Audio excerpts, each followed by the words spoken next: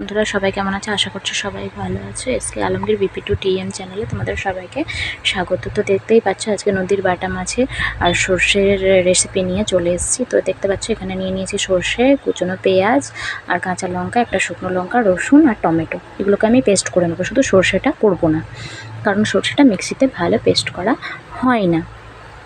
তো দেখতেই পাচ্ছ এগুলো আমি নিয়েছি। এখন শুধু সর্ষে ছাড়া সবটাকে পেস্ট করে নেবো। তো আমার পেস্টটা তৈরি হয়ে গেছে, শুধু সর্ষেটা শিলে বেটে নেবো, কারণ মিক্সিতে ভালো পেস্ট হয় না। তো আমি এদিকে কড়াই বসিয়ে দেবো।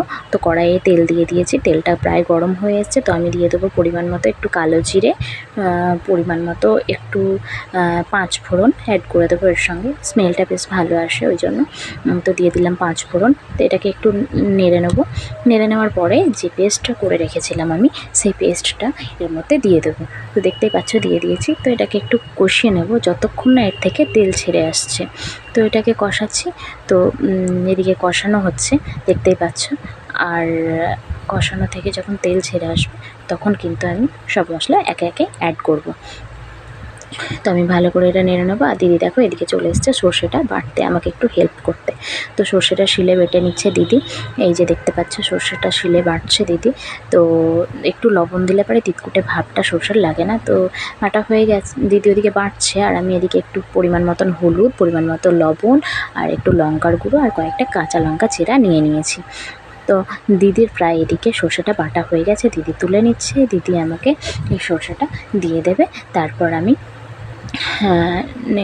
মশলাগুলো একে একে অ্যাড করব।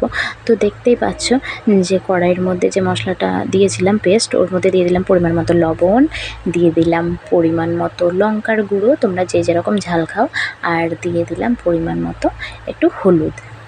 তো আবার এটাকে আবার কষিয়ে নেবো আমি। এটা কষানো হয়ে গেছে, এর মধ্যে যে সর্ষেটা দিদি বেটে রেখেছিল সেই সর্ষেটা আমি অ্যাড করে দেবো, তারপর আবার একটু কষিয়ে নেব। তো দেখো বন্ধুরা, এই যে সর্ষেটা আমি এবার এর মধ্যে দিয়ে দেব। সর্ষেটা এই যে দিয়ে দিলাম। তো সর্ষে বাটা দেওয়ার পরে আমি এটাকে আবার একটু কষিয়ে নেব। তো মিক্সি ধোয়ার যে জলটা ছিল সেই একটু পরিমাণ মতো একটু জল দিয়ে এটাকে কষিয়ে নেব, তাহলে লেগে লেগে যাচ্ছে যে কড়াইয়ে সেটা আর হবে না। এই যে আমি এটাকে ভালো করে কষিয়ে নেব। দেখো এই যে এটা প্রায় কষানো হয়ে এসছে। তো আমি এর মধ্যে পরিমাণ মতো জল অ্যাড করে দেবো। যে যেরকম মানে গ্রেভি পছন্দ করবে সেরকম দেবে।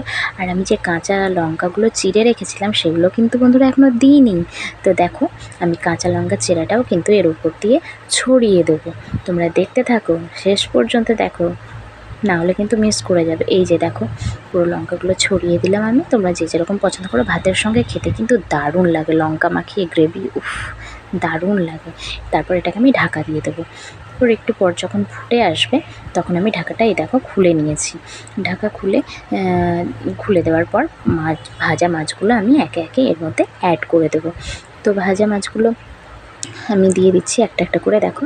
তারপর মাছগুলো দিয়ে একটু হালকা করে নেড়ে নিতে হবে।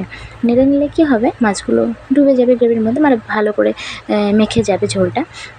তারপর এটাকে আমি কিছুক্ষণের জন্য ঢাকা দিয়ে রাখবো, যতক্ষণ না এটা ফুটছে। তো ফুটে যাওয়ার পর আমি ফুটে যাওয়ার পর এই যে ঢাকাটা খুলে নিলাম। তারপর দিদিকে দিলাম টেস্ট করার জন্য। দিদি তো খেয়ে বলছে দারুণ হয়েছে। তো বন্ধুরা, তোমাদের যদি এই রেসিপিটা ভালো লেগে থাকে আমার চ্যানেলটিকে প্লিজ সাবস্ক্রাইব করে দিও আর লাইক করে দিও। থ্যাংক ইউ সো মাচ বন্ধুরা, সবাই ভালো থেকো আর সুস্থ থেকো।